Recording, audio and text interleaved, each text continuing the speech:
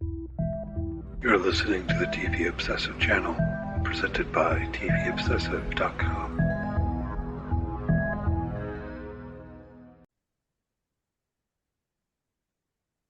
Okay, welcome back to the TV Obsessive podcast. I'm Cameron Crane, the executive editor of TVObsessive.com. I'm joined here as always by Ryan Kirksey, writer and contributor for the site. How are you doing today, Ryan? I am doing great. Excited to be here for our seventh episode now. My question for you today is: have you ever been to a monster truck rally? I don't know. I don't think so. I've it's sad to Have you? say, even growing up with them is a significant part of the culture here in 80s and 90s Texas. I've never been to a monster truck rally. Yeah, I feel I know I haven't been to one. Okay, but I feel like I hesitated a little bit. We're on the same age. There was this feeling when we were younger, like this was way more pervasive. Yes. You like you would encounter it. Like I remember you'd just be watching TV like Sunday, Sunday, Sunday. And I'm living in Detroit or whatever. It's like sorry, Yeah. and yeah, as a cultural phenomenon, maybe it's died down a Yeah. little bit for I whatever feel reason. like there was one. I think his name was Bigfoot. That was that was the popular one. That was the one that everybody knew, right? But no, never seen any of those in person. And clearly, this will be a topic we touch on with our topic later today. Yeah, absolutely. So we're going to dig in on the Righteous Gemstones season 3. If y'all been following along with the podcast, we talked about season 2 last week. We talked about season 1 the week before. Um, Moving forward from here, I think we're gonna do winning time, right? At least next week. That would be great. Yeah, Yeah. love So winning time. we'll see how that goes. We both like winning time, and season 2 premieres next Sunday, and so we'll at least talk about the season premiere and sort of see how that goes. So yeah, so before we dig into Righteous Gemstones here today, as usual, we'll hit on some industry news and notes and talk about what we're watching and things like that. Um, I don't know how much is in the news really. We're sitting here, it's August 1st, 2023. What do you got, Ryan? What caught your eye this week? Yeah, this a lot of things come back these days to these ongoing strikes. Obviously, WGA and SAG that are not seeing much progress in terms of the negotiations. Not much happening at the table, as it were. And so you're starting to get these news filter down from networks and shows and what's going to happen in the fall. And one that caught my eye this week was the announcement that Jeopardy made, where Jeopardy's had this resurgence as they've moved a lot of event-based programming to prime time. A lot of people watching, but these new hosts and sort of new formats. But they've come out and said they are not going to be doing new content, new episodes as it stands right now. To a point that you made to me a minute ago that this may have been led by some of the contestants when Jeopardy came out and said we might use recycled questions. Contestants said no, we're going to sort of stand with the Jeopardy writers, which we believe are part of the union, and Yeah. therefore the show can't go on without those. Yeah, I mean that's what I gathered at least. Now, in Yeah, fairness to the Jeopardy folks, I don't know that it's true. yeah, It wasn't like they publicly said, "Hey, we're going to reuse questions." I don't think so. yeah. I think What you're right. exactly went on? There were at least some murmurs that they were thinking about doing this or what have you. But yeah, what I've gathered is it did seem largely led by the people who would be on the Tournament of Champions thing or whatever they were calling this one, saying, "No, we're not going to do this. If you're going to reuse previously written questions and all of that." In solidarity with the writers on strike, which it makes sense. Similarly, I guess they've officially postponed the Emmys at this point. We sort of saw that coming before.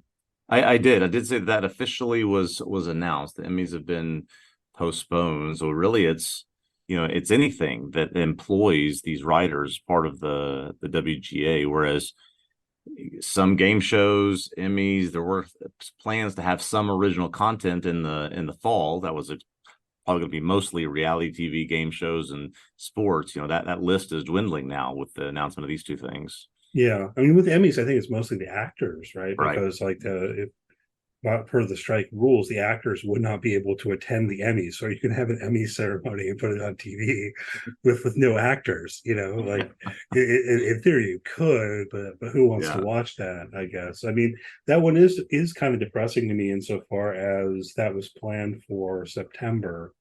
So it kind of seems like they're already saying, well, this is going to be resolved by September. Yeah, You know, yeah. I try to hear and read a lot of stuff, and I would say if I'm tabulating the most common month that people are speculating, it's more November, December, that time frame when this may yeah. come to an end. Which is, what's really disturbing. There was that kind of leaked or planted little blurb in, I think it was in Deadline, where supposedly one of the executives said that their strategy was to push this until people started losing their homes. Remember that? Oh You know what boy, I'm talking yeah, about? yeah. And the thing is, like, they were saying, whoever this executive was, which I think I know who it was, but we won't go there. Like, it feels like kind of known in a certain way, but not officially. Um, but it distressingly starts feeling like that was true, Yeah, right? Because in that blurb, they're saying, we're just going to push this until October, late yeah, October. It was like they were saying, we have calculated that that will be the point when these people are struggling to eat. yeah, And exactly. oh man, I don't know. I can't. The fact that they aren't negotiating is just really, really disturbing. And it would seem, by all accounts, it's the AMPTP who's not negotiating. They're Yeah. just not coming to the table. Seems like there's no desire to even get around a table. As a big baseball fan, I think about the labor strike 2 years ago. Was they were trying to strike a new collective bargaining agreement, and there was just this this massive wave of emotion and thoughts as the opening day approached, and there was no deal struck. Now that 2 years ago, eventually what happened was they delayed the opening of the season by 2 weeks, but they were every day meeting together trying to get this thing hammered out because they knew they were approaching this deadline. Now there's no cut and fast drive, no deadline for TV that they have to have it by a certain date, but we know that many of these networks, many of these streaming services are going to run out, maybe by the fall, run out of content that's new. And so it's just it is depressing to see that no one is particularly on the studio side is very interested in sitting around a table right now. Yeah, it is. I don't know. They both sides seem very dug in, Yeah. and it does worry me as someone who wants. We love television, right? I mean, that's why we're doing Yeah. this. We write about it, and all of this kind of stuff. I mean, I'm definitely, I'll say again, I'm fully would stand in solidarity with the workers on strike, with the writers and actors on strike. But the feeling that both sides are really just so dug in. Yeah. Like the writers are saying, "Oh, haha, that's funny that you think we have homes," and things like this. Or like, we're not gonna get, you're not gonna get us that way. And yeah, I don't know. We'll just have to kind of hope that at some point a fair resolution comes about here. So Yeah, we do. I agree with you on the side of those that are not crossing the picket lines on the SAG and WGA side. So hopefully there we get some more news on that in the weeks to come. But there are some new things that will be coming out this fall. Just after I'll save my thoughts for a short while from now about Secret Invasion. But right after that finishes, we get a trailer for the new Disney Plus Marvel show Loki season 2. And while I enjoyed the first season and thought it was good and excited that Tom Hiddleston and Owen Wilson will be back for a second season, I really wanted to watch this closely because of this whole saga that's ongoing with Jonathan Majors right now, right? So he has a court date coming up next month. Actually, sorry, later this month in August now. And so there's a lot of eyes on what happens to his story. What does Marvel and the MCU choose to do with him? He was in this trailer for a few seconds, right? So there's this thought of what are they going to do with this season or will they do anything with this season to minimize him, sort of push his story aside while all this resolves? And he's in there several times, so they're not hiding from him. So I just found that interesting that they're gonna, I guess, somewhat full speed ahead as they are really have built their future on his character of Kang. They're not hiding from that as the show is getting ready to kick off again in October. yeah, we'll see. I mean, I thought it was sort of striking as someone who like uses Twitter a bit, that with the Flash, it seemed like full speed ahead with Ezra Miller. Yeah, I was seeing all kinds of stuff about Ezra Miller, Like if you want to talk about cancel culture, people were trying to cancel Ezra Miller pretty explicitly. People were like, and that went forward. So I don't know what Jonathan Majors. It seems like this is done. I mean, Loki has been done, probably. I guess. Yeah. The show is done, but then of course they've announced an Avengers Kang Dynasty movie 2 years from now. They've announced that he's essentially the new Thanos of the next couple of phases. But this was before all of this broke back in March about his potential accused domestic abuse situation, and some of that's going to get resolved here in August, and some may not. So we'll see what happens. Yeah, we'll see. I mean, do you think that they? Well, I don't know. I'll ask if that's fair, but will they maybe adjust later in terms of some of those later plans? It seems to me like probably in terms of what you're talking about with Loki, he's in it. It's done. It'll probably go forward like that. Yeah, you can certainly do some reshoots to adjust an ending of this show to not put him at the forefront, whereas I imagine that this was just another step towards this this massive event that would feature him going forward. I bet they can redo that if they need to, if they want to try to distance themselves, depending on what happens this month. Again, it's still 2+ months till the show comes out, so they've got some leverage to be able to do that.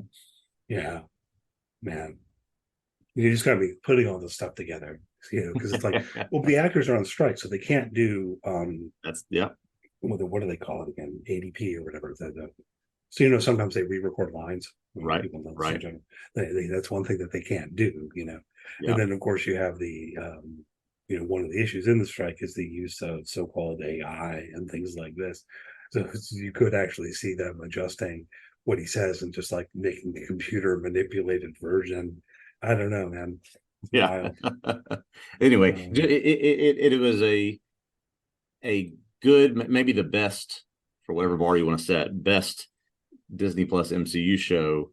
But this has a very interesting angle to it that I'll be interested to watch. And I think if I have this right, I think I'm going to try to cover this show for the site. So that'll be coming in October. It'll be good. Yeah. So that's in October, I believe, right? Yep, that's right. So we'll see if they stick to that. They've delayed a couple of things, more movies, but there was or is a TV show on our radar, which is now called A Murder at the End of the World. That was supposed to come out in late August, and now they're saying November on that. So I don't know if they'll delay anything else. This is also kind of a weird tactic in my mind. Yeah. That I mean, it makes almost more sense with TV if they're trying to spread out what they have or something like this. But yeah, I know on the movie side, we've heard things like, I think movies like the third Venom movie, Bad Boys 4, are confirmed to be delayed.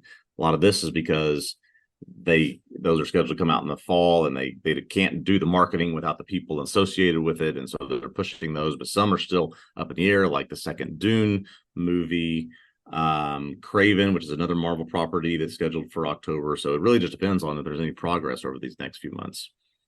Yeah, it just seems weird to me, like that you would say you're going to delay it because the actors aren't able to do promotion. Is that I don't know why. It just seems kind of odd. We just had Barbie and Oppenheimer. They both seem to do pretty well, without actors out there, on the late night talk show circuit, things like this. So, yeah, Barbie's about to cross $1 billion. I'm sure you saw that today. Oh man, I mean, great. I don't know, great. A couple other things to hit on. We had a few significant deaths since last time we spoke. Yesterday we got Paul Rubens in the morning, and then Angus Cloud in the afternoon. Then it was a little bit further back with Sinead O'Connor. Yeah. I mean, I found all of those to be variously sad. Yeah. Angus Cloud, I don't know. Did you watch Euphoria at all?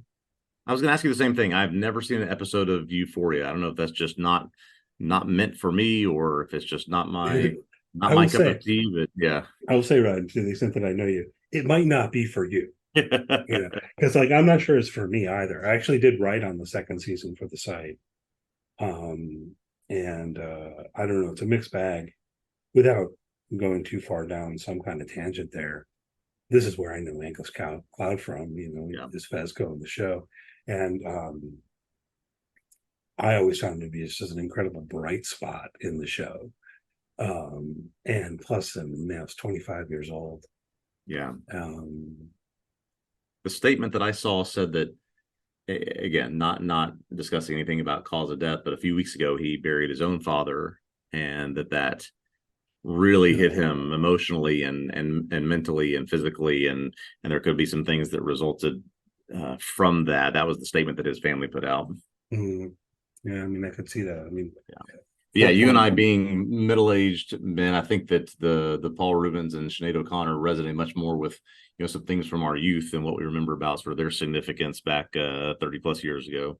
oh yeah, I mean, these are cultural icons, Right. I mean, Sinead O'Connor, besides making exceptionally good music, you have that famous TV moment when she ripped up the picture of the Pope on live TV. You remember when that happened? We were kids. I didn't see that one. I remember it being everywhere, all over every news channel after the fact. And even though not growing up Catholic, there being just sort of any church event I went to after that, just sort of this tone of, oh, did you hear what happened? Someone disrespected this holy figure on live TV. So yeah, this was a I mean, this is a real milestone moment, particularly that it happened in live TV. There was nothing they could do about it. Yeah, I mean, younger people today might not realize it. Might even feel really weird to them in a certain way how much of a scandal this was. This was Right. a huge, kind of scandalous event, and people turned on her. Absolutely. I was kind of supported her. I don't know. It feels weird to say like 10-year-old Cameron was behind Sinead O'Connor, but it was kind of, I mean, she was trying to bring to light sexual abuse in the church and things like this, and she was right about that. She was right. She was very right, actually, very ahead of her time in that regard. But yeah, this was sort of the pre Janet Jackson, Justin Timberlake sort of FCC debacle that they had to deal with after the fact, right? And this happened more than 10 years before their whole Super Bowl incident. Yeah, I mean, I think one of the things that strike me thinking back on it is how widespread the offense was. I mean, like people being offended, right? As you say, not just Catholics, but this sort of like widespread cultural way, like pearl clutching. I can't believe that one would possibly, right, do such a thing. And then Paul Rubens, of course, had his own scandal. Pee Wee Herman, you watch Pee Wee's Playhouse? Oh yeah, that was certainly something that was on in our house. My younger brother and I, that would be on. I not long ago, because my wife was a fan of the movies, or is a fan of the movies. We revisited just some of what the themes were that we didn't understand at the time that they came out of that show and came out of those movies. But at the time, it was just this goofy thing we could watch on Saturday mornings or whatever. Yeah, I revisited it a little bit a couple of years ago, and it's kind of great. I mean, it's really weird. Where you think back, I was watching this as a kid, and that's fine. It's like I think it's kind of good that there were things for us to watch that were strange or what have you. But man, yeah, it's a bummer. The big thing that sticks with me is the word of the day bit. You remember this? I do remember this. They would all go, It's like I want to do that sometimes when someone uses some kind of buzzword or something, like start talking about corporate synergy or something. I'm like, and people just don't even get it. But yeah, man, bummer that we lost. That was some Paul Rubens, as you said, sometimes happens in three. That was three big losses in the industry right now. Well, why don't we move along? Anything catch your eye this week that you're watching, new, old, or otherwise? Yeah, I mean, the biggest thing that I'm watching is older. I started watching Evil. Have you watched the show at all? Never seen it. It was on I think the first season was on CBS, like actual CBS linear network. And then they moved to the streaming service, which was called CBS All Access, and now is called Paramount Plus.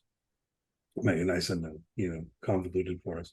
But Evil is it's produced by the Kings, who did The Good Wife, which I watched The Good Wife and I enjoyed that, and also The Good Fight, which I haven't watched that. Maybe I'll watch that too, since I've got Paramount Plus at the moment. But like, do you know the premise is basically like you've got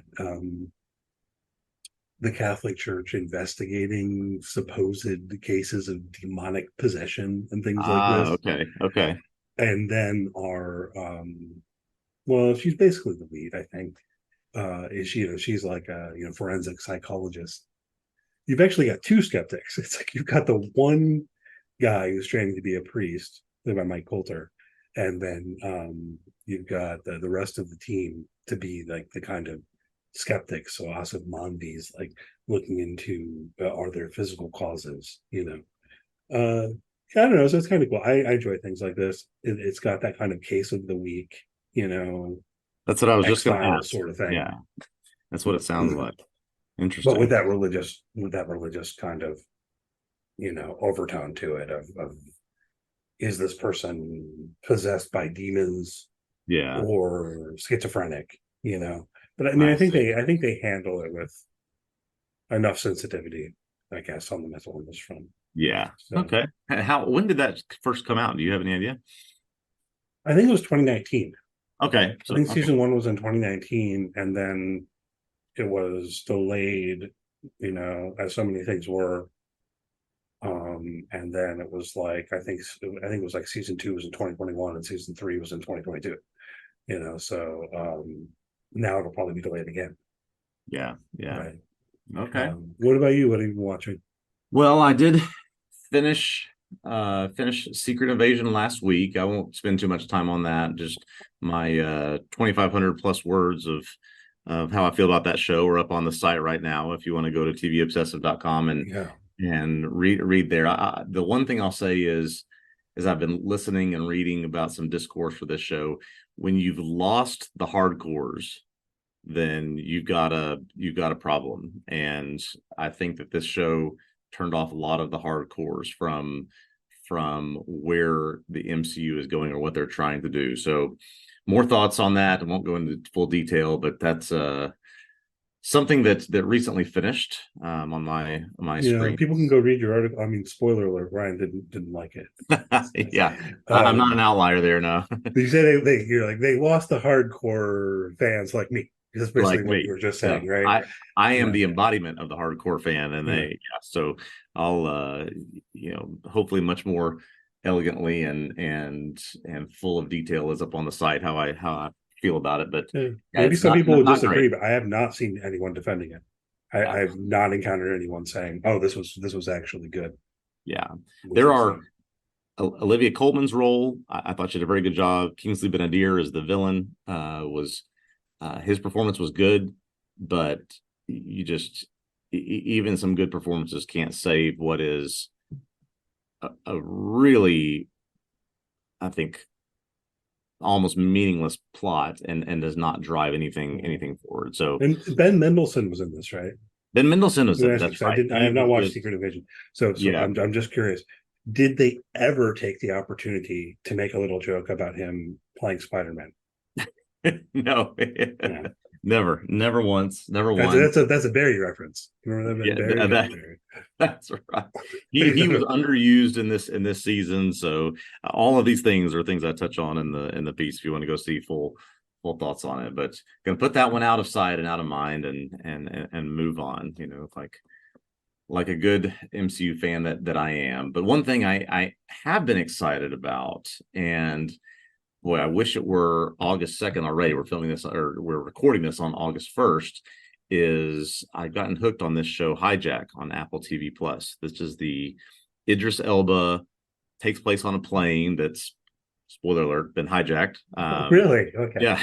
Wow. um, and again, no details about this, but it's sort of a cross between a couple of movies I've thought of. Red Eye, the old Cillian Murphy movie, and I don't know if you saw the movie The Negotiator with Samuel L. Jackson and Oh Kevin man, Spacey. yeah, back in the day.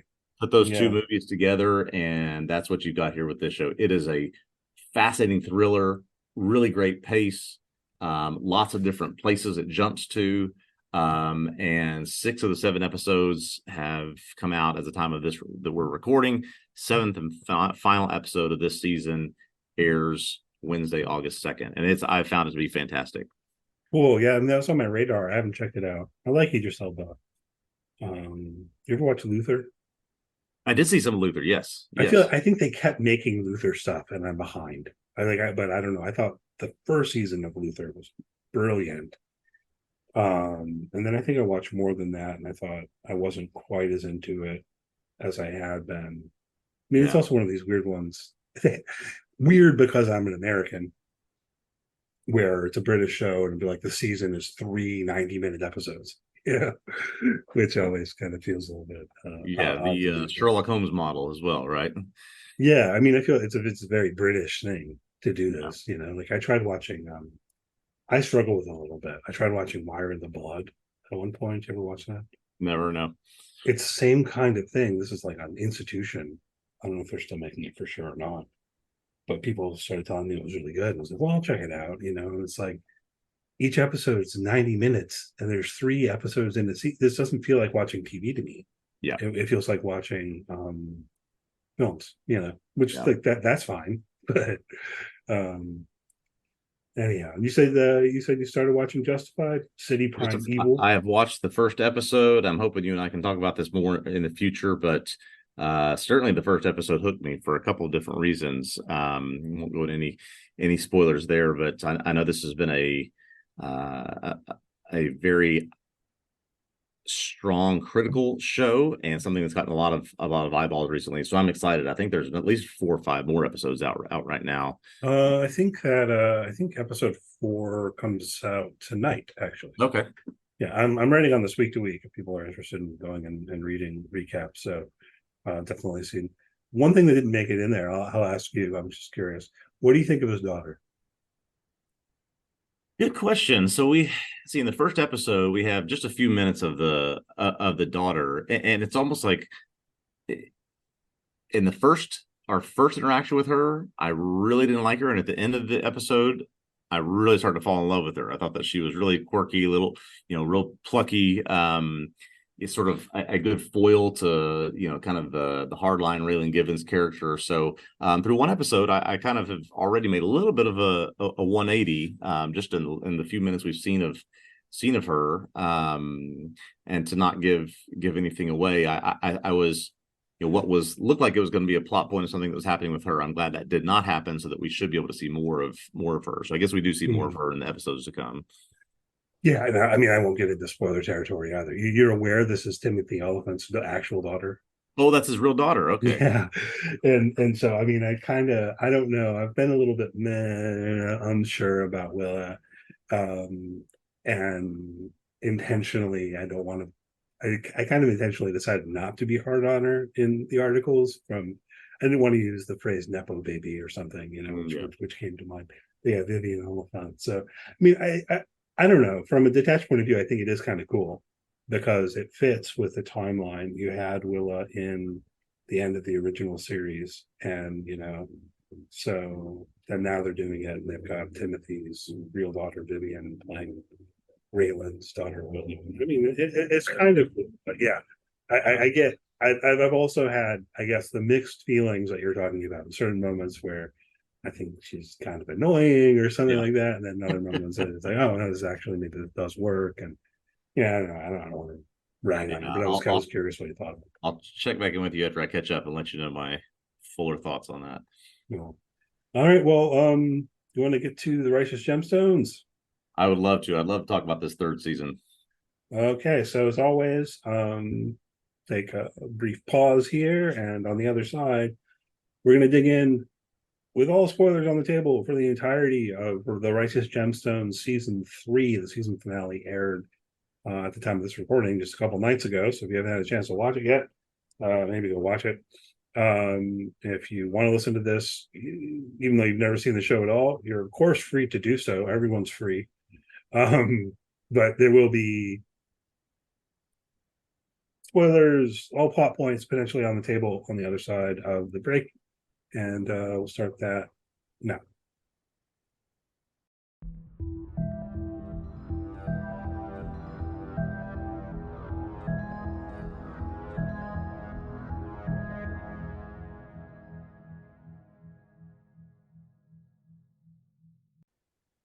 Okay, let's pick back up with season 3 of Righteous Gemstones, a show I have now binged all 3 seasons, I think, in the past month, and have had a blast doing that. But first, Cameron, there was some news, some Righteous Gemstone news we got this past week. You want to remind us what that was? Oh, that it's been renewed for season 4. Yeah, Yeah. yeah. So I don't know that was Woo-wee, if sucker. that woo-wee sucker. Oh, Dusty Daniels. I don't know that was a surprise to those that were watching the show, or anything that we would have expected to get right now, especially during these strikes. But I think we'll talk Yeah. about some of this series as a whole, particularly this season, if it felt like they thought they were going to get a 4th season after this one. Yeah, I mean, I find myself really curious about how this works with regard to the ongoing strike, and I found myself almost thinking about trying to reach out to someone to see if I could get some kind of answer, and I realized, like, the PR people aren't going to tell me. They're going to answer that question. So, I mean, I don't know exactly how that works. What I'm led to imagine and speculate is that they'd actually already made this decision. Yeah. A while ago. They didn't make it the other day. They'd already made it, and they decided that they were going to announce it, in the lead up to the finale, or what have you, as they did. I did see a couple of people express some surprise based on the finale itself, feeling they felt like a series finale. Like, I saw a couple of critics on screen, kind of felt like a series finale to me. I don't know. Did it feel that way to you?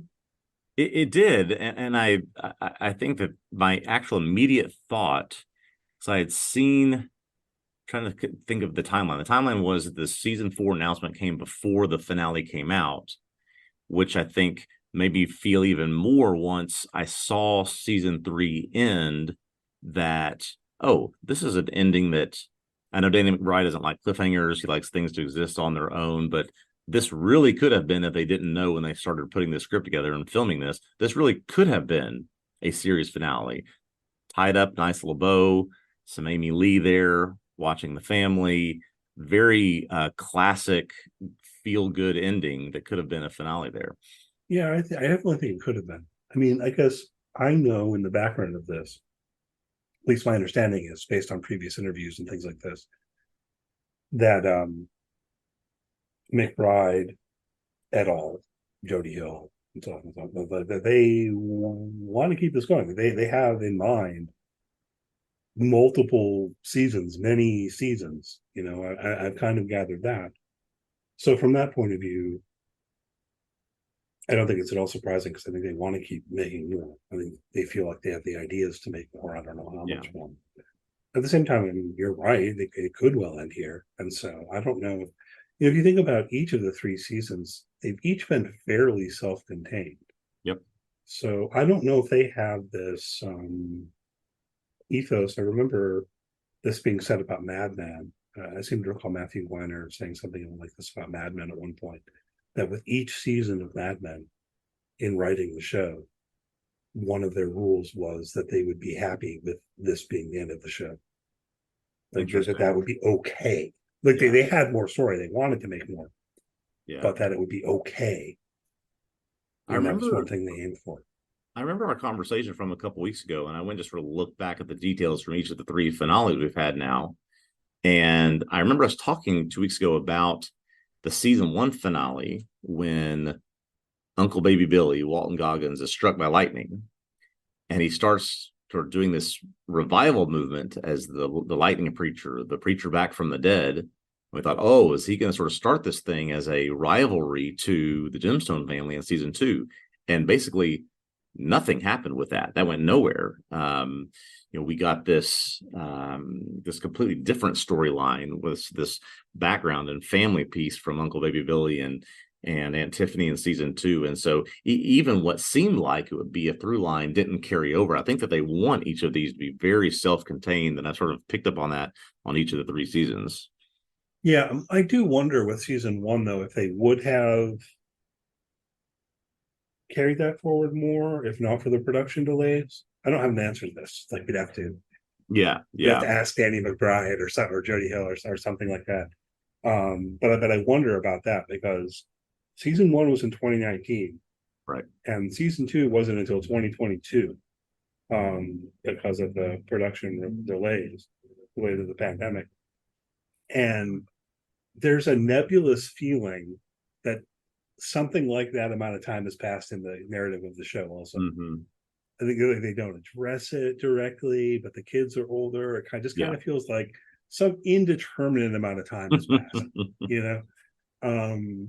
So I don't know. I mean, I wonder if they said, okay, so we're gonna, maybe Billy's so fickle, of course, they've moved on from that by now. I mean, or what? There's kind of one big through line, and I realize we're kind of starting at the end here and want to circle back around to talk about a number of other things. But I wanted to mention Gideon here. Yeah. Part of me wanted to, in that moment where Gideon asks about the possibility of being a preacher, but part of me wanted to jump up and say I called it because I did, kind of. You go back at the very beginning of season 2. I did a couple of recaps filling in for Hawk, and at one point it was like, this is the plot, you know, who's going to be the successor of Eli and so on. And I said, it should be Gideon. Yeah. I think that might be the long game. It really might be. And, you know, obviously a major plot point of this season was, we learned from the very first moments of the very first episode of season 3 is that John Goodman, as Eli Gemstone, has taken a step back, semi-retired. He has turned some of the decisions and the production over to his 3 kids. And so, it's, you know, much of this season is looking at how they handle that dynamic, how they battle and bicker between each other. And he really is just overwhelmingly disappointed in them and who they've become and how they can't really handle this responsibility, even though he's looking for someone to step up and do it, knowing he can't do it forever. And then we see this at the end with Gideon, as you mentioned, that with all the time Gideon spent with Eli as his driver this season, maybe this is exactly what I want to do. They still used his skills as a stunt driver quite well this season, but maybe he's gonna start transitioning more to what his grandfather does. Yeah, we'll see. I mean, I think it would be really fitting. That's why I was thinking about it even that long ago, in a way, that this sort of trope of the reluctant leader would be really kind of fitting here, where part of the problem almost with Jesse is he wants to be, you know, and so does Calvin, and so does Judy, and then they bicker. Although I did find it very amusing when they're yelling at Eli for not paying the ransom, and he just gets happy to see his 3 kids united. Yeah. I've never been more happy. You've come together against a common enemy, even if that's me. You know, you've made me happy by doing it. Yeah, that was certainly a thesis of the show wrapped up into a few sentences there. Right. So what else? So yeah, we were on Eli. You have other things? You made a remark that maybe John Goodman. Yeah, I found myself wishing there was a little bit more of him this season. I mean, I love John Goodman and this character, but certainly this is a show, I think, about the children and about the empire more than it is about Eli Gemstone. I think we got so much of him because of his past in season 2 with the whole Memphis stuff and his history and his family. Found myself wishing there was a little bit more John Goodman, but I guess the trade-off was, I mean, we just got some classic Kelvin and Jesse and Judy pieces of you know them together this season. And I wouldn't trade that for anything. But yeah, I wish there was a little bit more John Goodman in this season. But as you know, you step out and move along, maybe this show ends up doing that as well. I don't know, you know, how much longer he'll be sort of a headliner on this, but I don't know, just found myself thinking that as we went through this. Well, I mean, it's interesting because I recall being kind of surprised how much he was in season 2. Yeah. And maybe the fact that you've gone so quickly through this creates a little bit of a different impression, because I don't feel like he was that central in season 1. Yeah, that's a good point. You know, and then in season 2, you got so much focused on John Goodman. I recall being kind of surprised. Yeah. I don't know. I mean, is John Goodman too big of a name to be in the show? Obviously not at one level. But I always had, you know, some kind of feeling like this is John Goodman. I don't know, at least in my mind, this is a cultural icon, man. Yeah. But he's still in it a decent amount. Yeah, I mean, I thought it was kind of interesting. And there's a thematic parallel there Eli doesn't quite know what to do with himself over Mhm. the course of this season. And so to what extent is it that, and to what extent is it the writers kind of not quite knowing what to do with Eli? You know, But it is a good point you're making. That it seems like as I sort of quickly revisit season one in my head, that season one and season three are much more about the kids, their stories, their conflicts, their relationships amongst their immediate families or immediate peers than it is about Eli. I mean, but I'm just thinking, yeah, in season two we got so much Eli Gemstone, so much backstory between him and Amy Lee, so much in terms of his history. But you're right, 2 out of 3 seasons have not focused primarily on that. well, but still, what is central does have to do with his history, I suppose, and his sister May May and her husband Peter. Yep. And here we have Kristen Johnson, who you recognize her immediately. Third Rock from the Sun, right? Yeah, man. I Yeah. don't know. I just found myself wondering, does everyone recognize her immediately? Yeah. And I realized Joseph no, Gordon-Levitt, they Kristen probably don't. Johnson, yeah, John Lithgow, all the guys. Yep. But yeah, I'm not surprised that you do. And then Steve Zahn, both of whom I Yes. think are really really good in this. And then their kids, Carl and Chuck. And I apologize, I don't have the actors' names that's already there. But this whole through line of the season with the Montgomerys. Thoughts about that? Did this work for you? I thought it was pretty interesting. Yeah, it was surprising because I think if I remember correctly from episode one, it doesn't seem like that's going to be the, I guess, a story, as it were. You get introduced to the Simkin family, you get introduced to Dusty Daniels, and the fact that he's withdrawing his contributions to the Gemstone Church, and that would be sort of the direction that this season would follow. But really, it takes a hard turn towards this Montgomery family, and that seemed consistent to me. It seems like the first few seasons have been, let's build out the world of this family, let's build out this Gemstone universe. And I thought this was a really solid, not just because of Kristen Johnson and Steve Zahn, but just solid additions to that history, but also to that story that builds who these characters are and what's led them to this point. Obviously, much of this season was about Y2K and this sort of phenomenon of what happened there and what they did back then. But I thought that their storyline worked well once it really moved that direction and started heading there. Yeah, it's interesting. You make me think about. I find the writing to be really impressive on the show. Actually, you make me think about the structure here of season 3 because, to one degree, you're right that the stuff with the Simpkins, as I recall, and this seems really central in episode 1.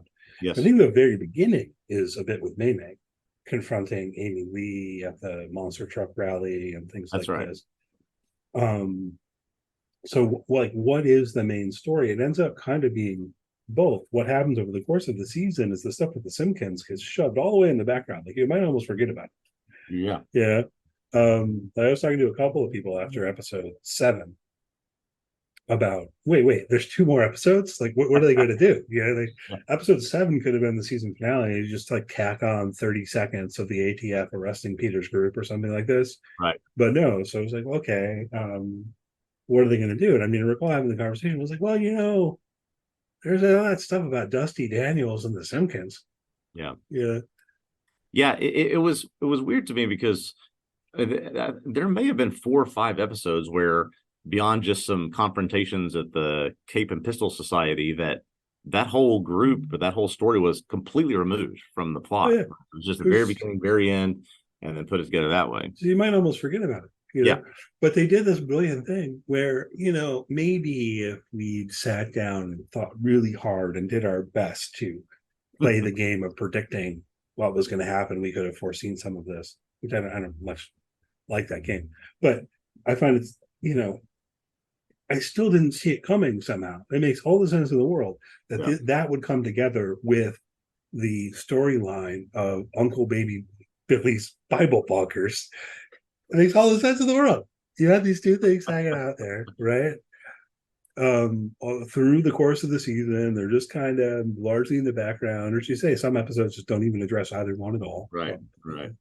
And that it would come together with, oh, well, actually, Uncle Baby Billy He's friends with old Dusty Daniels. Yeah. Yeah, And actually. All right. So I have to ask you, now we've sort of seen a quasi pilot episode. If Baby Billy's Bible Bonkers was a show right now, would you watch it every week? yeah, I think I would unironically watch Yeah. it. I was that entire sequence. I was literally sitting here with just this like shit-eating grin on my face. I was so happy to see Baby Billy's Bible Bonkers and the band and Tiffany sitting there playing the piano and just the whole thing, man. Making jokes about price of wood and how Noah would have to have a dinghy these days. But yeah. So it was great. And then they have a hurricane booth for no apparent reason whatsoever. Yeah. Like what's going on with that? It doesn't even make any sense. Oh, it was great. I mean, Yeah.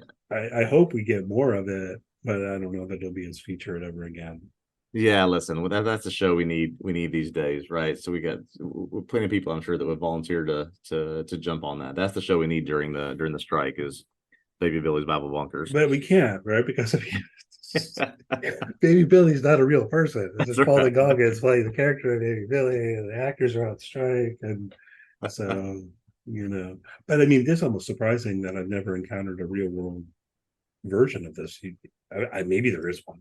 Yeah, maybe there are on some of these televangelist channels. I've never checked any of those out, so I don't know. Because of these channels do exist. You have that whole thing. They would. Yeah.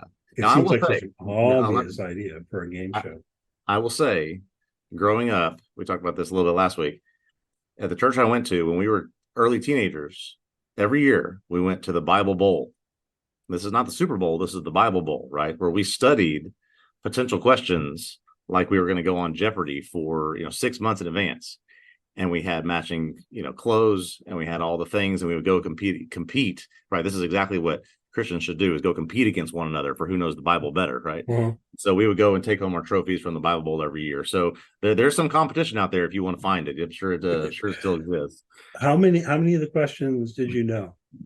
I think I knew all of them except one, and I'm trying to remember which one it was. It was an obscure Old Testament one, but I'm a little rusty on my Old Testament, I guess. Right on. I was just curious. I don't know. I got Jesus Wept. I'm not sure if I got any other ones. I was like, I know some things. Well, since we're on that, let's talk about what happens with all of this coming together. And man, I mean, I guess more background is necessary almost, but maybe we just jump to it. We have the locusts. What did you think of that?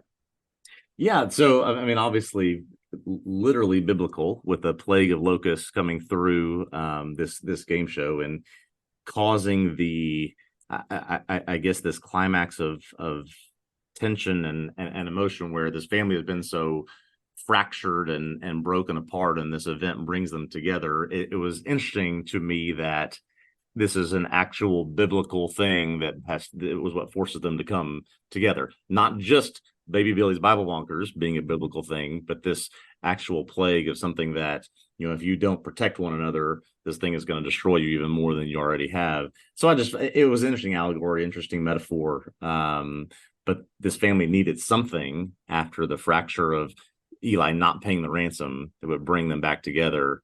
And this was a good, just sort of, I think, tongue-in-cheek biblical way to do that. Yeah, I mean, I thought it was great. And I didn't see this coming at all. I wouldn't believe anyone who did on this one. Yeah. But that because Peter is going to, so he had the U-Haul full of explosives, which Chuck blew up in the parking lot of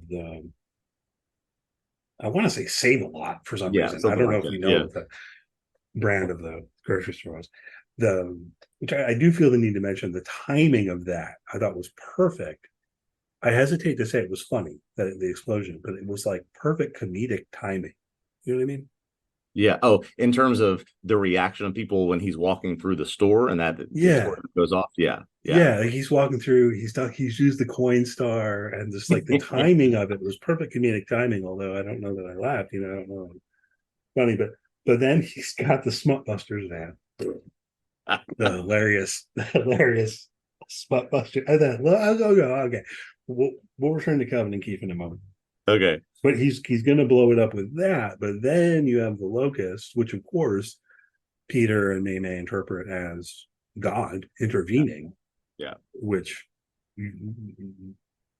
would be hard to argue against in a certain Yeah. way. But that they played with that. I mean, all season long, I was talking to Hawk, who was writing on an episode, and we talked about, man, does Peter get in a redemption arc? Mm. And I just kept saying no. I thought the same thing. I was like, because I can't see it. I can't see how you do that. How do you pull off a redemption arc for this guy who's like literally got a militia group and getting explosives and talking about blowing up the building and and all of this kind of stuff. And this is how they do it, through this Yeah. miraculous event, basically, right? I mean, did it play that way for you? It did. I don't know that I'd even call it a redemption arc. I mean, an arc, you Yeah. think about a build over time. That's almost like a redemption pogo stick where he just like jumps into one immediately, right? So there's just not It's build to it, just a switch gets flipped right away. right, exactly. That's I think the point I was trying to make is it's not a redemption arc. They Right. pull off a different kind of story move. This is the it's like the epiphany. This is the conversion, the like, Saul on the road of Damascus kind of thing.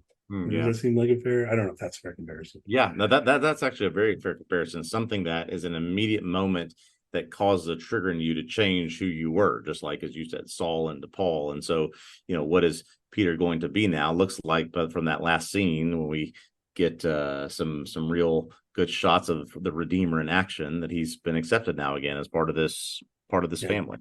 Somehow he only lost his lower leg. He drives the leg, van away and it blows up, and then you Yeah. cut to the hilarious funeral for Dusty Daniels, where he's instead of a casket, it's a race car. Lower down in the race car. Let me just spend 2 seconds just commending Steve Zahn. So we saw Steve Zahn in season 1 of The White Lotus as sort of this slightly emasculated but very wealthy dad who his kids and his wife run his life, and then we see him as Peter in this season. Just 2 tremendous performances. So good for him. He's done very well in these past couple of HBO runs. Yeah, absolutely. And now I'm trying to think. We talked about Kristen Johnson. We're immediately like 30 Rock from the Sun. Steve Zahn is one who I feel like I've known who he is forever, and I can't remember where would the touchstone be. Did anything come to mind? Like what was good like question. The first thing where we were like, oh, we know who Steve Zahn is now.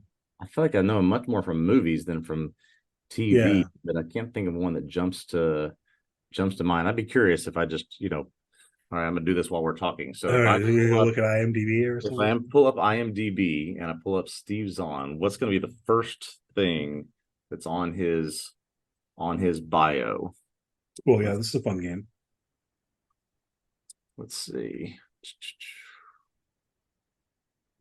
Known for War of Planet of the Apes.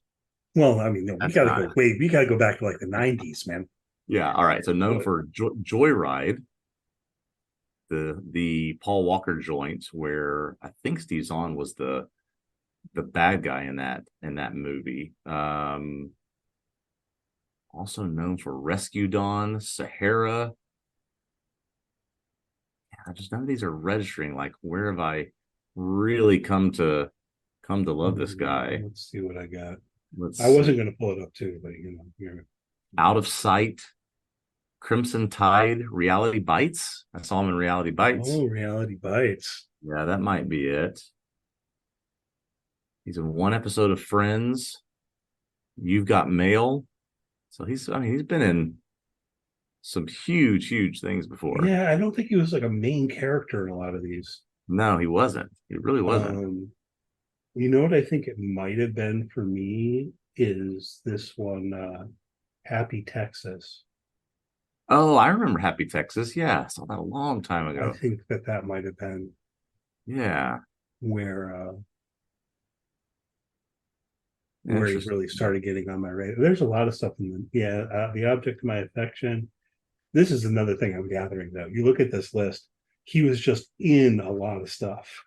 He's in 3 or 4 things a year, it seems like. Yeah, he was in a lot of stuff where he wasn't, I don't think, the main character. That Thing You Do, Suburbia, The Object of My Affection, Out of Sight, Safe Men, You've Got Mail, Happy Texas, Stuart Little, We've just been slowly Hamlet. simmering with him for a long, long time. Yeah. Yeah, so he really, I think, going back to the late 90s, Yeah. had that thing going of being that guy in that thing, Yeah. Guy in that thing. There you go. and Okay. Yeah. yeah, so anyway. All right. So there are at least two things we've got to touch on here before we wrap up. One of them is Kelvin and Keith Yes. and sort of their story, and the other is Judy and BJ and this affair storyline. Which one do you want to start with? Oh, I don't know. Calvin and Keith, I guess we've sort of hit on that a little Okay. bit with the Smutbusters bus, and um, I was a little surprised at the end of episode 8 about by the kiss. A lot of I people were was really, really happy about that. If you pop onto Reddit, how did that land for you?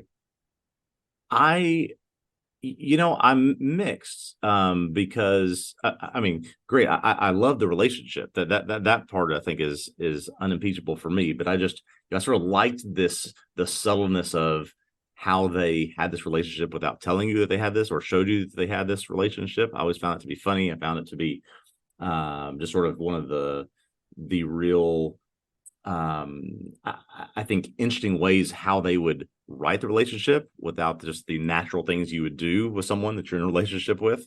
And so when they were forced to separate after Keith has to goes too far with the Smutbusters and the parents force him out. It was the appropriate way for them to come back together and sort of show their affection. But I just like the way that their relationship existed before then. So we'll see what they what they do now. But Yeah, that was, I mean, they're two of my favorite people on the show. So no issues with how they handled it, particularly because they made them separate for probably half the season. yeah. I mean, I think we're on the same page here. Part of me thinks it's great. They're part, like part of me celebrated Yeah. at the moment. I'm curious where they'll go from here, because part of what I've always found so hilarious is it's felt like they were oblivious to the like raging homoeroticism in their own relationship. Like that's the joke they played for season after season, Yeah. basically. Um, And I love those jokes. I loved those jokes. And so do they continue to do that or figure out ways for these guys to express that affection in ways like that? I just hope we get yeah, some more of it. I wonder. I mean, what I could see happening if I put on an attempt at predictions is, well, then maybe they kind of fumble through, I Yeah. don't know, whatever comes next here. Yeah. So we'll see. I mean, I think it was great. I've loved their relationship throughout, and they've clearly had this kind of bond, and you've had scene after scene that was also framed in, you know, this kind of like the one scene where it's like keeps bending down in front and like kneeling in front of Kelvin, and like I was like helping him put on his underwear or something. It's been so much Yeah. stuff. The glute massage in episode 8, I think. Yeah. Yeah. Yeah.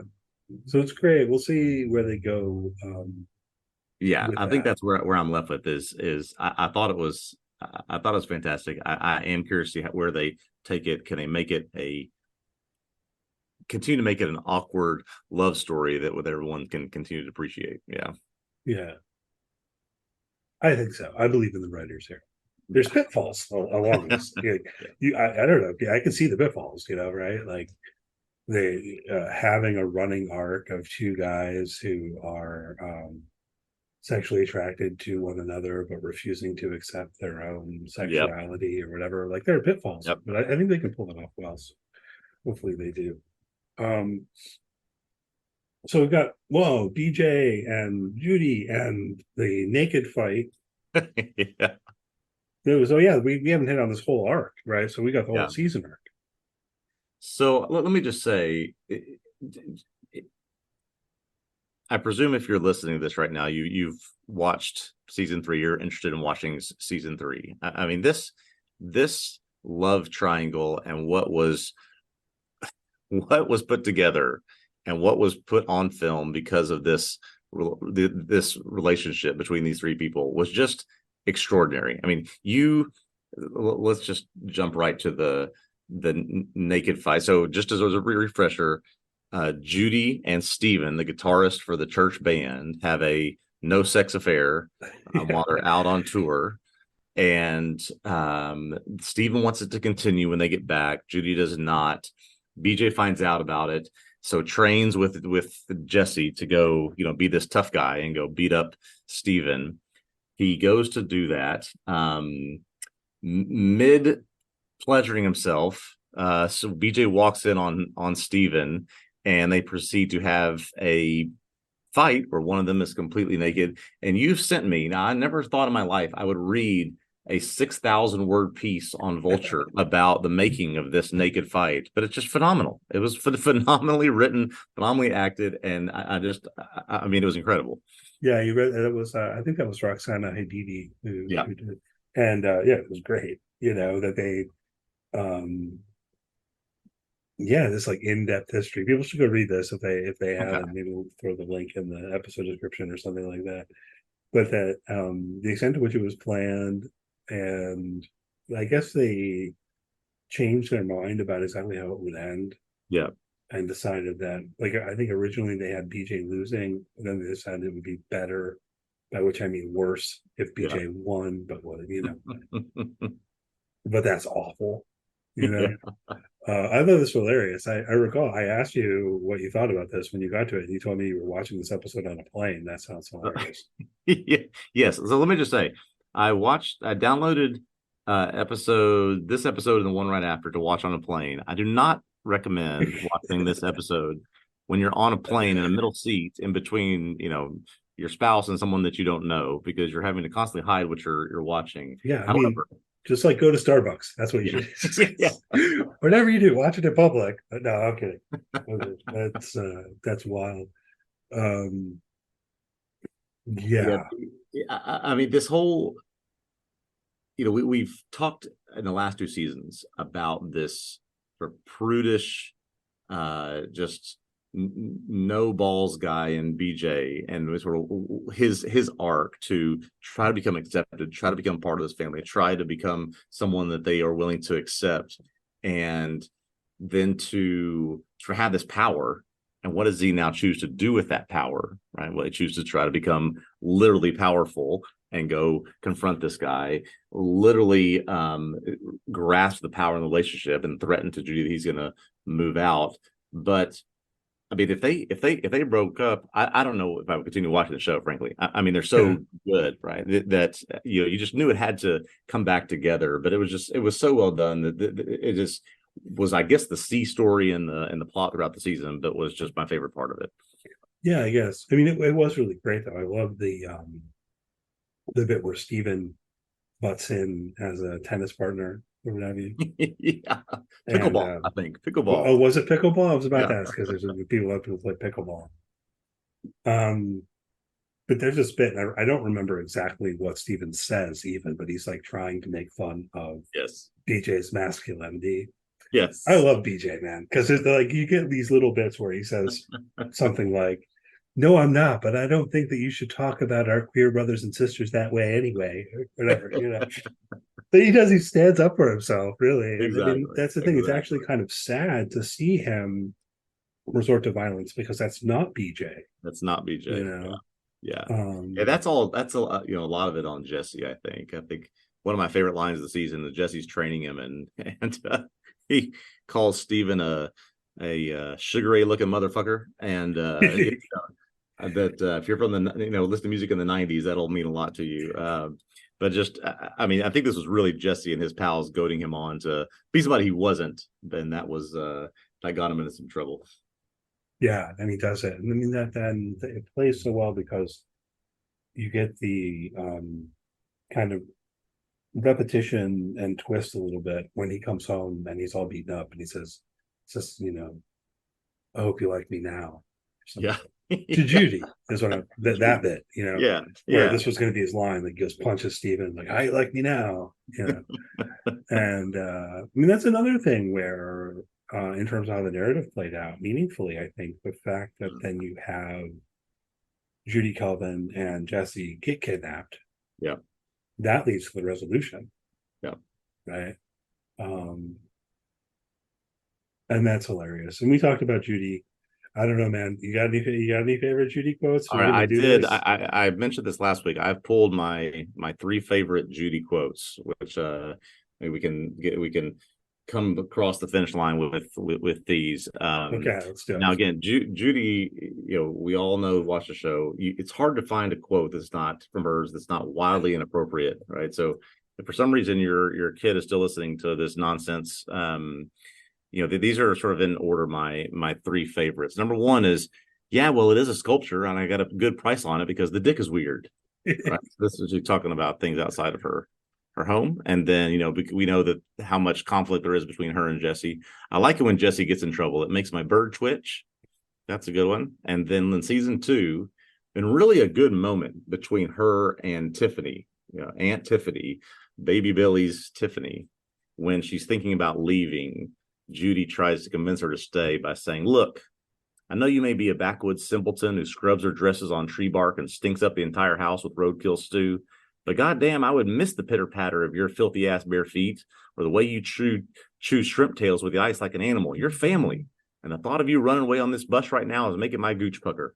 That's Judy in a nutshell right there. Yeah, I'm trying to do compliments on you. It's just, oh yeah, it's just the thing is, yeah, but it's Edie Patterson's performance is just like you can't even imitate it. Oh my gosh, One of the ones that stands out to me in my memory is and I don't have this quoted verbatim, so I might get it slightly wrong, but I think it's in like season 1 where she says something like, "I'm a grown ass woman. I wear underwear that goes up my crack. I do sex." Like she just so much of her relationship with her family is her trying to convince them that she's belongs, that she's mature because she can do sex. Yeah, yeah, exactly. But then you do get her and BJ. That whole scene is really funny too, where they do buy into the system, and Judy's going on about how like she used to think it was bullshit. Like, and then she starts talking to Amber about how she used to hate her and think she was a stupid Wendy's looking. That's right. That's right. He's like, "But you don't now." She's like, "No, I'm doing compliments." I'm doing compliments. Yeah. Man, what good writing. I mean, I just cannot tell you how happy I am that this is going to be coming back. I'm happy that you introduced me to this, that you convinced me to check it out. I've really enjoyed these 3 seasons. I'm glad, man. Yeah, so hopefully we get season 4. Hopefully it's not 3 years. I don't know. I hope not. I hope not. Well, next week, this Sunday night, we will check out the first episode of season 2 of Winning Time on HBO. This one I know is an HBO series. Yeah, this is an HBO series. If people haven't watched this, it's about basketball. Yep. And it's about the Showtime Lakers. Showtime Lakers, 1980. Are you aware, Ryan, that the name of the show is going to be Showtime? It was going to be show. Well, they can't have it be Showtime. Yeah, exactly. Or I mean, it was. I think that's the name of the book that it's based on. Yes, it's based off a book called Showtime. And I always just imagined when it's picked up by HBO, they're like, "Well, we can't call our show the name of our rival network." So Winning Time. Yes, the rise of the Lakers dynasty or something like that is the full title. Yes, that's exactly right. But just to throw this out there, if people didn't watch this when season 1 was out last year, I want to say something like that. I thought it was really quite good. I mean, it's really well produced. It's got a heck of a cast, and for what it's worth, Hawk Ripjaw, who's been writing on the Righteous Gemstones for us on the site, is going to be writing on this also. He also wrote on season 1. He's not a sports guy. He's not into basketball, but he enjoys the show just from the point of view of an enjoyer of watching TV. Yeah. So maybe between now and next week, if you haven't watched this, encourage people to go check it out. I thought it was a lot of fun. I thought season 1 was a lot of fun, so I'm looking forward to season 2. I think even if you didn't grow up with watching 1980s or 90s NBA or not a sports fan in general, I still think you'll like this show. John C. Reilly as Dr. Jerry Buss, the owner of the Lakers, is truly good as a real sleazeball owner. I mean, he's really great. So yeah, I would suggest check it out, even if you're not a basketball fan. And we'll check in the first episode of season 2 next week, I guess. All right, sounds good, Ryan. So as always, follow us on Facebook, on do I have to say X? You have to say legally you're required to say X now. I don't like it. And we're going to exit about this episode. Excrete. Yeah. We'll excrete this out. Follow us on the artist formerly known as Twitter, X, whatever. You can find TV Obsessive socials. If you want to follow me personally, it's at Caemeron CC. Ryan's at Cable Box Store on X. I'm sorry. Yeah, I'm hesitating. Like, do we get sidetracked? Do we start ranting about this, or do we just like leave it? We'll save it. I guess it'll normalize at some point. Anyway, thanks for listening. Please do leave us, good reviews wherever you're listening to the podcast. Click those star buttons or what have you. You should be able to find us on Spotify, Apple Podcasts, Podbean, iHeart, Audible, Amazon. Hopefully it's on other whatever. And these things will be up on YouTube maybe a little bit later than they show up on the audio only feed. But if you want to follow us on YouTube, please do. Find the TV Obsessive channel there and throw us a like, subscribe.